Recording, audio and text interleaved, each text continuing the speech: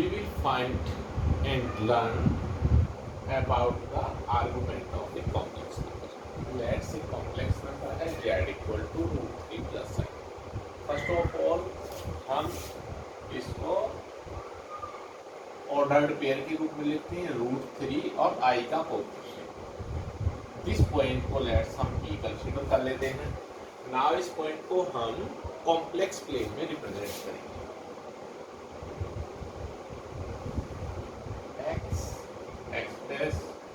y y dash. Now root 3 1 को हम देखते हैं कौन से क्वाड्रेंट में होगा. फर्स्ट क्वाड्रेंट में होगा. अब इसको अप्रॉक्स हम as 1 2 1 2 these are the points 1 2 -1 -2 1 2.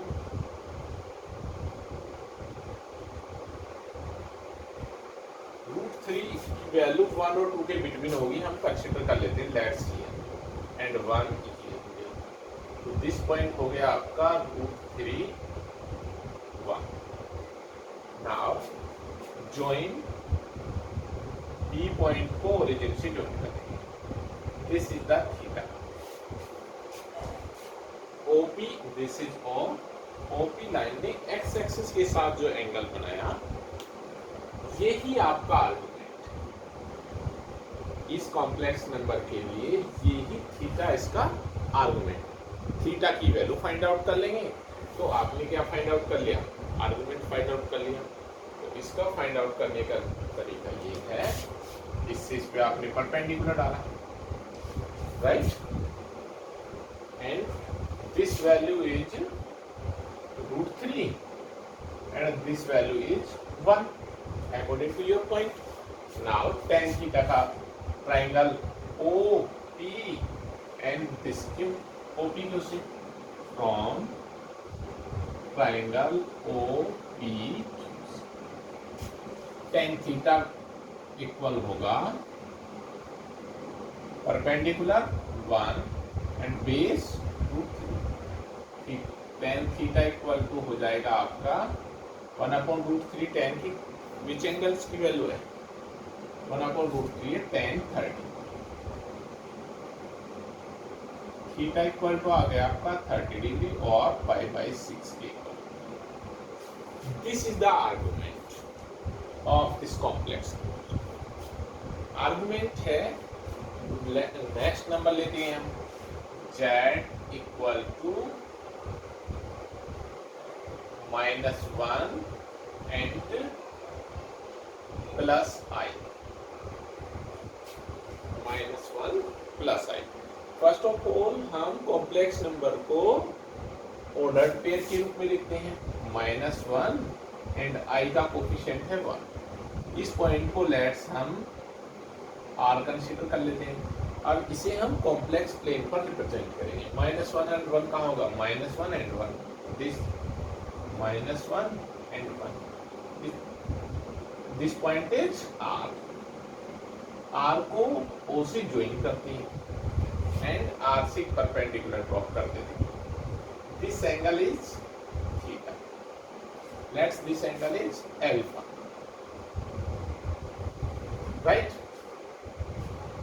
Now हम फ्रॉम ट्राइंगल OR N इस पॉइंट को हम N मान लेते हैं.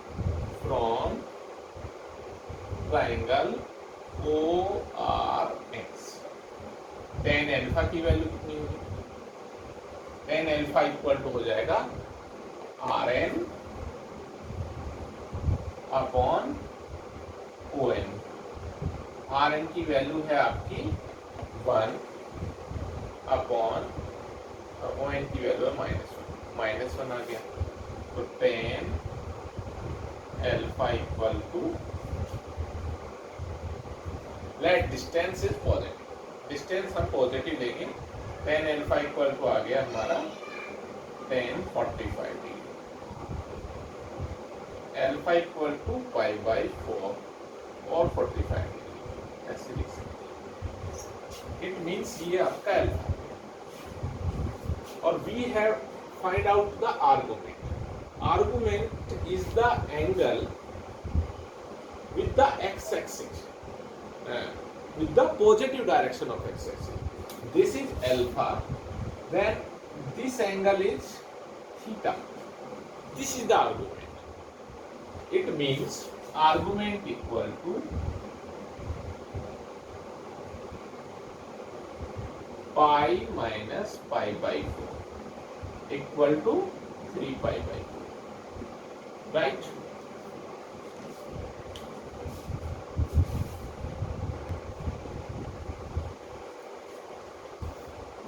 अनदर एग्जांपल लेते हैं आर्गुमेंट का, -1 minus I.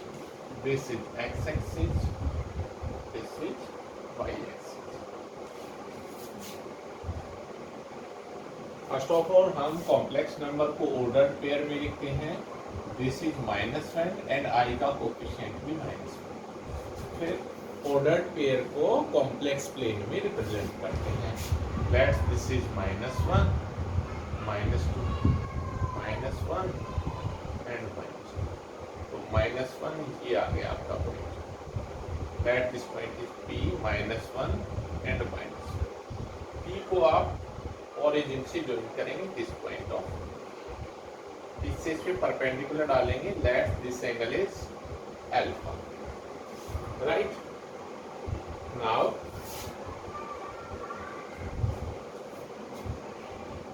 this point P, O and this is let's Q.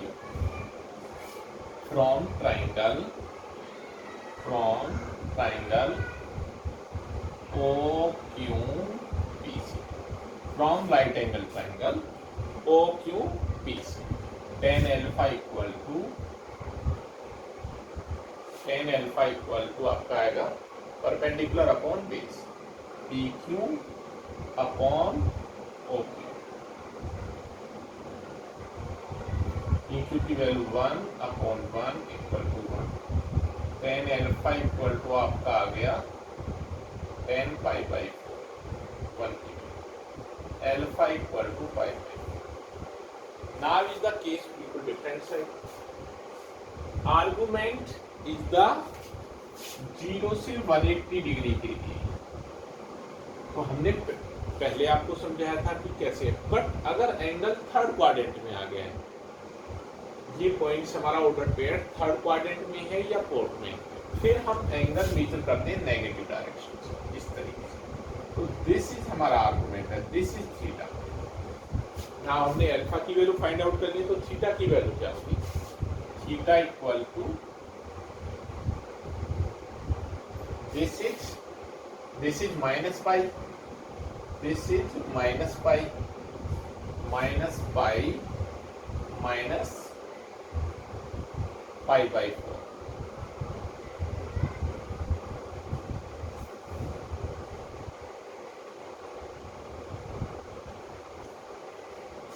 Pi minus pi by 4, ये आ गया 3 पाई बाई 4.